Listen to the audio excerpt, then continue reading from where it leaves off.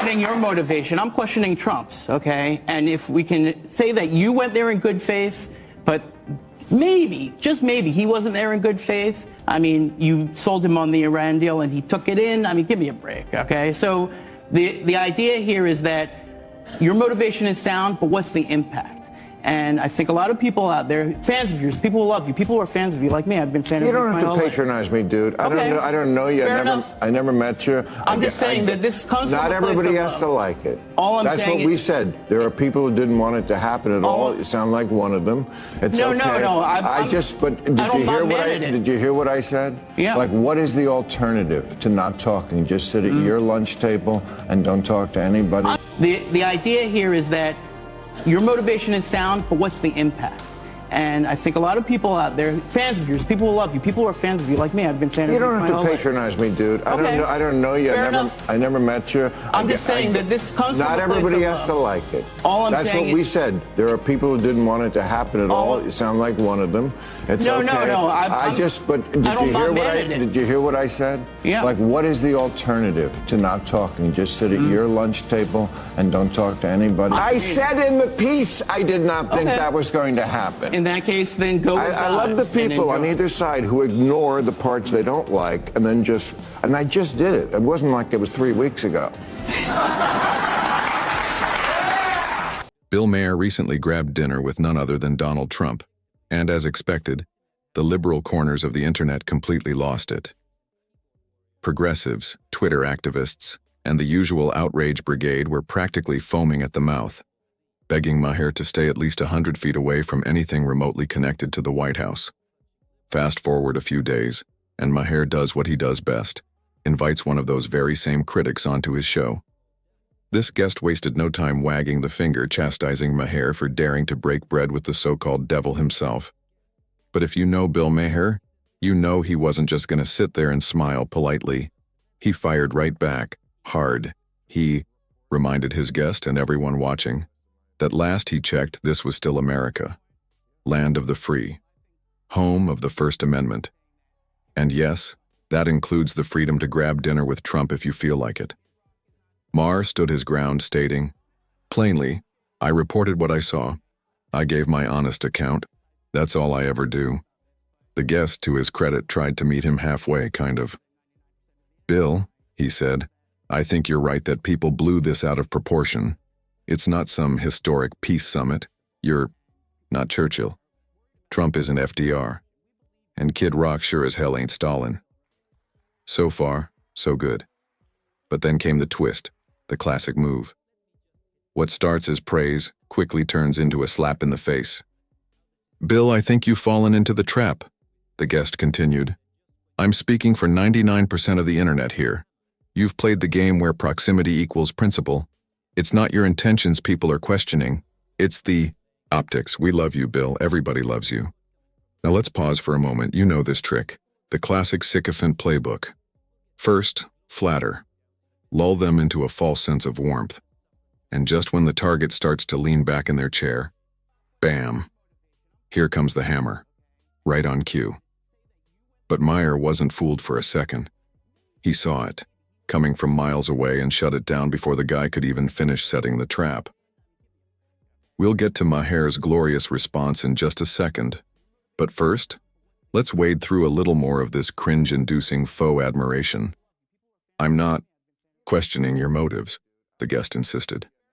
"I'm questioning his. Sure, you might have gone there in good faith, but let's be real.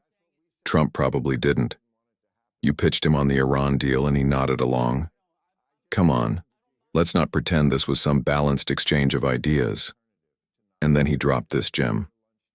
"Your intentions are pure, but what's the impact? People like me, we're fans, we love your work." To which Maher cut in, "You don't have to patronize me, man. I don't know you, I've never met you." And that, right there, is the point.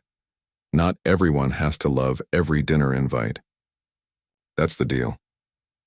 Some folks didn't want the meeting to happen at all. And from the sound of it, this guest was one of them. Maher laid it out plainly. What's the alternative? Just stay in your own little bubble? Sit at your lunch table and never talk to anyone you disagree with? Exactly. This right here is what I love about Bill Maher. The man's built-in hypocrisy radar is sharper than ever, and he's never afraid to call BS. When he sees it, at this point in the conversation, you could tell Ma was getting visibly tired of the guy's hollow, overly theatrical praise. It wasn't. Admiration, it was a setup, and Ma wasn't having any of it. Look, it's perfectly fine not to like that. Ma had dinner with Trump, totally valid. I mean, not everyone likes pineapple on their pizza. We're allowed our preferences. But what's not fine is pretending to applaud someone just so you can tee up. A sanctimonious takedown. 2 seconds later, that's not disagreement. That's performance art with a side of smug. The guest could have just come out and said what he really felt. But no, he had to preface it with a fake standing ovation. Hoping it would soften the blow, Ma saw right through it. And he did what Maher does best. He stripped the varnish off the guy's moral grandstanding and showed the audience exactly what was underneath. A calculated, insincere attempt to scold while pretending to be a fan school. You go on social media for 5 minutes now. You just have these tribal fury raging all day long. Everyone's got to be implacably there, implacably here. And actually, most Americans and most Brits, they're not like that. So there's this screaming going on between these tribes, and actually walking across, across that line, sitting down, having dinner, having a laugh, having a chat. And then the idea that Bill Maher is now going to stop criticizing Donald Trump with him is preposterous. Because apparently it's not enough to criticize Maher for having dinner with Trump. No, now the narrative is that Trump somehow hypnotized him over appetizers and turned him into a MAGA disciple. According to the perpetually outraged, Maher's suddenly on Team Trump and has sworn off ever criticizing him again seriously. Let's be clear, that's complete and utter nonsense. I think you began your little rant with the internet. That tells me everything. You take your cues from the internet. Good luck. No, if you listen. The internet is a cesspool that just wants to fight.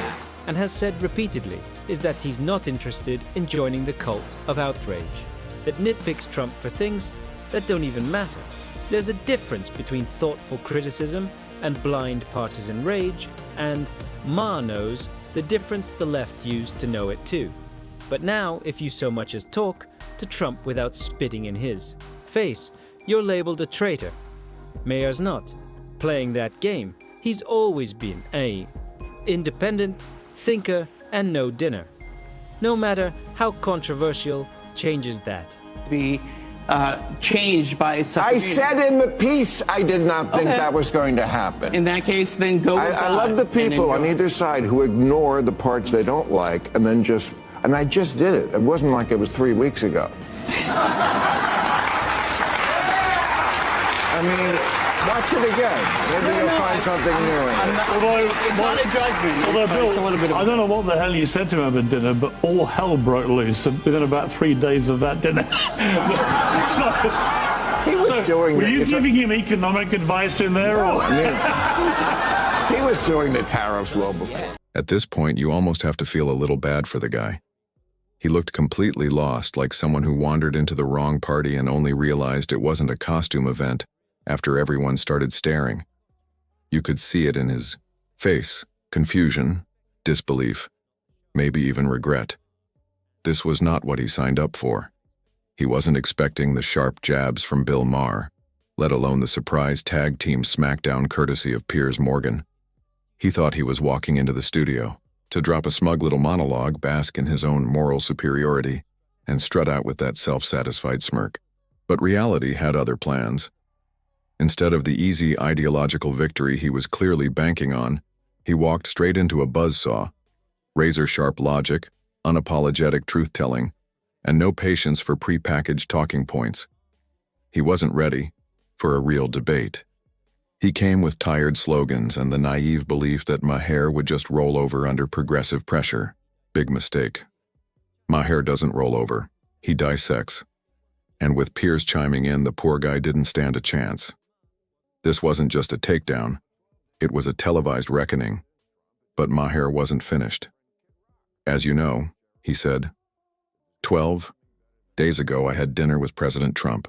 A dinner arranged by my friend Kid Rock because we both believe there's got to be something better than hurling insults from 3,000 miles away. And right there, Maher took aim. Not at his critics, but at the culture that made this dinner into a scandal. To all the people acting like this was some kind of summit meeting. You're ridiculous, like I was going to sign a treaty or something. I have no power. I'm a comedian. He's the most powerful leader in the world. I'm not the leader of anything, unless you count a small contingent of centrist-minded people who are just sick of the hatred. We've seen Maher dismantle plenty of guests before. He's no stranger to calling out nonsense with surgical precision. But usually he keeps his cool, wit over volume, sarcasm over shouting. But this guest was different. He wasn't just wrong, he was getting under Maher's skin like a bad Wi-Fi signal. It stopped feeling like a debate. It felt like an ambush. The guest clearly came in with a plan. Corner Maher, make a scene, and walk out with some ideological trophy. But Maher wasn't playing. Not this time. You could see it. His frustration building. His patience wearing thin. The look of sheer exhaustion that comes from enduring one smug, condescending jab too many. And when Maher finally snapped, it wasn't petty. It was necessary. Because there's a limit to how much faux intellectual posturing one man can take. And this guy hit it.